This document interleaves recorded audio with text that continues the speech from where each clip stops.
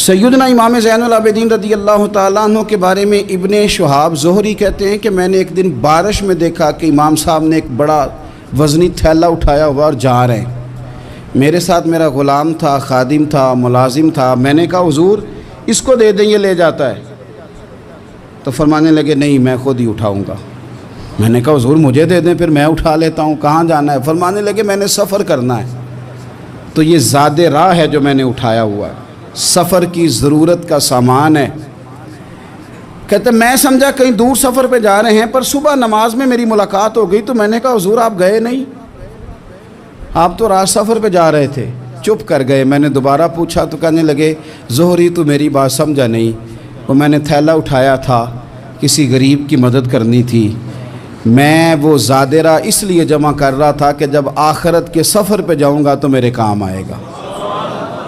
100 گھر تھے مدینہ منورہ میں، 100 گھرانے جن کے گھر میں 3 وقت کا کھانا پہنچتا تھا، ان کے بچوں کے ان کے لیے کپڑے پہنچتے تھے، ضروریات کا سارا سامان پہنچتا تھا، لیکن ان 100 گھروں کو پتہ نہیں تھا کہ کہاں سے آتا ہے، نہیں پتہ تھا۔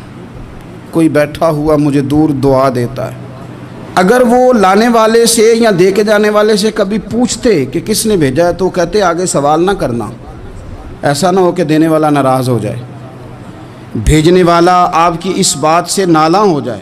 یہ ہمیں حکم نہیں ہے، پہنچانے کا حکم ہے، بتانے کا نہیں۔ اور یہ کام ایک دن نہیں ہوا، یہ سالوں ہوتا رہا۔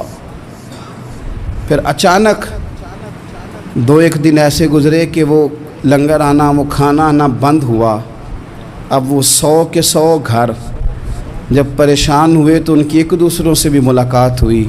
انہوں نے کہا پتہ تو کرو، جو سالوں تک ہماری کفالت ہوتی رہی تو معاملہ کیا ہوا؟ جب لوگوں نے خبر گیری کی تو پتہ چلا جس دن سے امام زین العابدین کا وصال ہوا ہے اس دن سے یہ کھانا اور یہ لنگر ہمارے گھر آنا بند ہوا ہے۔ پھر وہ بیوہ عورتیں روئیں، پھر وہ یتیم بچے تڑپے، اور پھر جب ان کے حالات اس قدر زیادہ آزردہ ہوئے پھر پتہ چلا کہ یہ کہیں اور سے نہیں آتا تھا، یہ زہرا پاک کے لال کا طریقہ تھا، یہ مولا علی شیر خدا کے پوتے کا کمال تھا کہ وہ یہ چیزیں یہاں پہنچایا کرتے تھے۔ بھائیو، امام زین العابدین رضی اللہ تعالیٰ عنہ کی یہ غریب پروری ہمیں بتاتی ہے کہ اگر تم لوگوں کے آنسو پوچھو گے نا تو پھر تمہارے جانے کے بعد جب لوگ ہاتھ اٹھائیں گے تو آنسوؤں سمیت اٹھائیں گے، پھر تمہارے لیے درد کے ساتھ دنیا دعا کرے گی، اور ایسی دعا کرے گی جن کی برکت سے خدا کا فضل نازل ہوگا۔